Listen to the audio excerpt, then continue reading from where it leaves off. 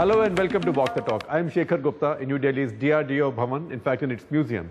And what am I doing here? I'm living out my fantasies of my early years as a reporter when I wrote about missiles and weapon systems. And who's my guest today? But Dr. Saraswat, the man who's designed so many of them, India's missile man now. Thank you for being with us today. Welcome to Walk the Talk, and it's very nice to renew our acquaintance. It's been 25 years almost. 24. Yeah, I still recall our first interview in 1988. Yes. March, I think it was first week of March. That's right.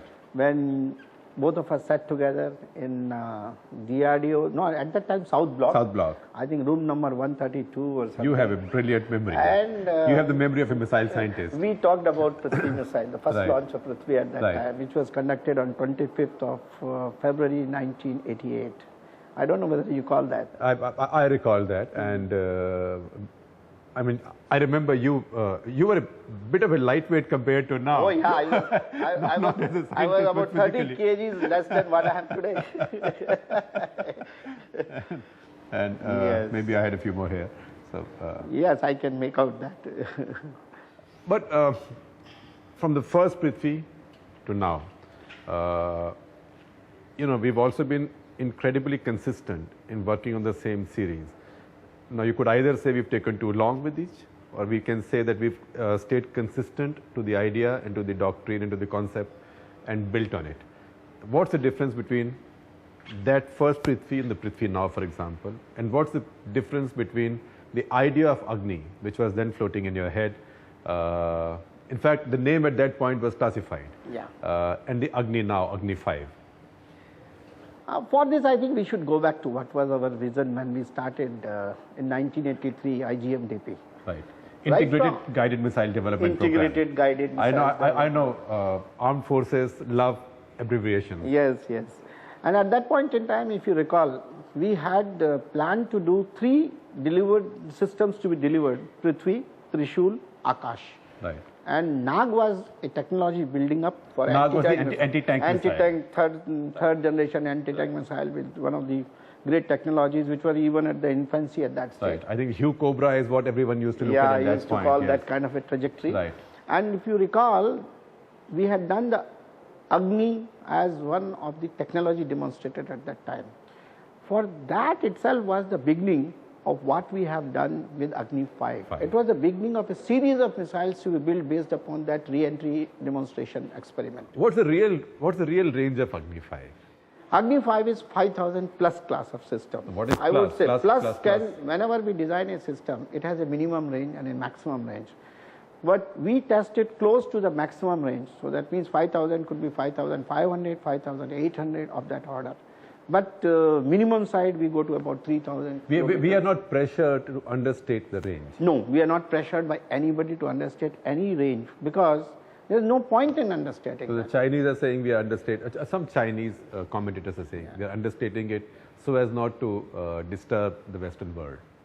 I mean, as a missile designer and as a person who is also involved today in doing a lot of policy planning in these matters, we as a nation don't have to hide anything with respect to our capabilities. Right. Because of the fact that our weapons are basically for the defense of the country. And everybody knows nuclear weapons are for what purpose. And we in our nuclear doctrine have chosen to have no first use. Absolutely. When we have a no first use, when we have a ballistic missile defense system to counter anything coming against it, what is the point in me hiding the range of my missile? In fact, your ballistic missile system, if I can let out a little secret, you have one right here. Yes, one right here, yes. Tell us more about it. This is the advanced air defense missile. You You haven't given it a name yet. No, we have not given any specific name to this, but it is an endo-atmospheric interceptor for engaging targets of 2,000 kilometer class. Sir, I would never get more than 5 out of 100 in physics. So please explain that endo-atmospheric. Yeah, I'll tell you. System. This is, when you talk of ballistic missile shield is in 2 layers. Right. 2 layers is, first layer is beyond the atmosphere. That means about 30 kilometers and above. Second layer is below that, into the atmosphere, that is below 30 kilometers. So to ensure very high level of probability of kill, we always do ballistic missile defense in 2 layers or even sometimes 3 layers. So what we do is, all the leakers which cannot be engaged at the high altitudes will be engaged by the missile called Advanced Air Defense System, and this has engaged so far 4 missiles coming at altitudes of 15 to 20 kilometers. In your trials? In our trials, and this is our endo-atmospheric missile for interception in the lower tier. It succeeded all 4 times? Succeeded all 4 times. And what kind of missiles did you use as targets or as enemy missiles? We use actually a simulated target. What we have done, the Prithvi which you talked of, I have modified the Prithvi missile. Prithvi missile in a normal course travels only up to an altitude of 40 kilometers, covers a range of 350 kilometers. Whereas what I did is I made it go to a height of 100 kilometers and come down like a ballistic missile, simulating the terminal velocities of a target of say 2000 kilometer class, and then engaging that target with this AAD missile. And when do we see Trishul in operation?